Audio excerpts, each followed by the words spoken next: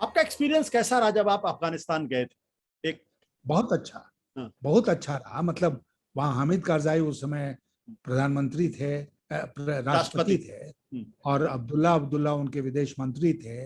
ये अशरफ गनी जो अभी राष्ट्रपति थे वो वित्त मंत्री थे उनके। तो इन सब नेताओं से हमारी 1-to-1 मुलाकात हुई, बहुत अच्छी बातचीत हुई। और जैसा मैंने कहा कि मैं गया चारों तरफ, और मैं आपको एक वाकया बताता हूँ कि जब हम लोग कंधार उतरे तो हमने देखा वहां लोकल कोई नहीं रिसीव करने वाला है। फिर देखा कि एक मोटा तगड़ा आदमी हांफता हुआ मेरे पास पहुंचा और उसने कहा कि साहब मैं कंधार का गवर्नर हूं, अच्छा। और माफ कीजिएगा मुझे आने में देर हो गई, क्योंकि जब मैं एयरपोर्ट में आ रहा था तो मेरी सिक्योरिटी चेक हुई अमेरिकन फोर्सेस के द्वारा, और उन्होंने फ्रिस्क करने में अच्छा, हमारा बॉडीली गवर्नर को फ्रिश किया। बॉडीली सर्च करने में हाँ, बहुत टाइम लगाया, हाँ, इसलिए मैं लेट हो गया। हाँ, तो मैंने उनको कहा खैर कोई बात नहीं है। तो उसी दिन मैंने अपने साथियों को कहा कि ये अब अमेरिका की कब्र आज खुद गई। अब ये टाइम कितना भी लगे, क्योंकि अगली अमेरिकन का जो फेस है वो दिख रहा था अफगानिस्तान में।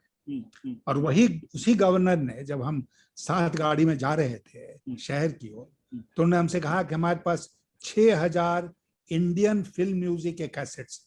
इंडिया का जो सॉफ्ट पावर है अफगानिस्तान में, वो ना पाकिस्तान के पास है, ना चीन के पास है, ना रूस के पास है, वो केवल हिंदुस्तान के पास है। तो इसलिए उस सॉफ्ट पावर क्या कोई मिटा देगा?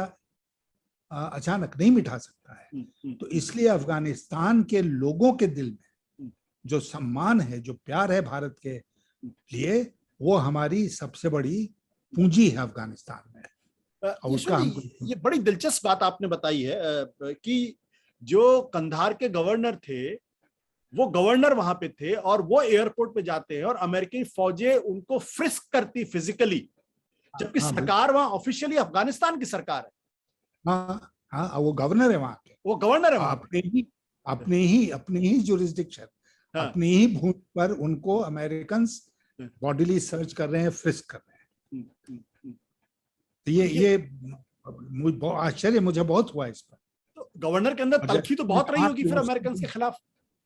हाँ, बहुत बहुत अमेरिकन वहां पर कभी भी अफगानियों ने, अफगानिस्तान के लोगों ने उनको प्यार से नहीं देखा।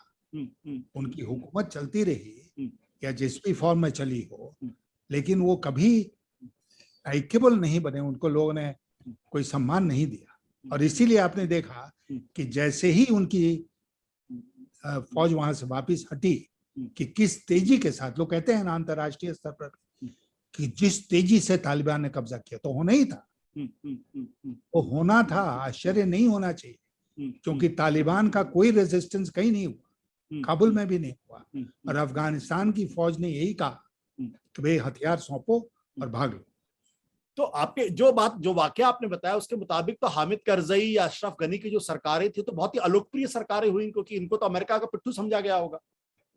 हाँ, करजाई से भी ज्यादा अशरफ गनी को, क्योंकि अशरफ गनी बिल्कुल पपेट थे अमेरिका के, इसलिए करजाई नहीं भागे काबुल से, लेकिन अशरफ गनी भाग लिए। जी जी। और करजाई से तो तालिबान के लोग बातचीत कर रहे हैं। आपको कितना समय लगेगा, लगता है कि सरकार बन जाएगी कितने समय में? मुझे लगता है कि जल्दी ही होगा, जल्दी होगा। हाँ, शायद इस महीने के पहले सरकार बन जाए अफगानिस्तान।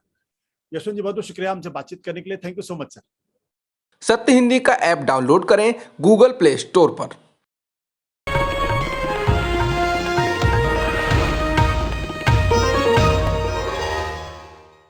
सत्य हिंदी का ऐप डाउनलोड करें गूगल प्ले स्टोर पर।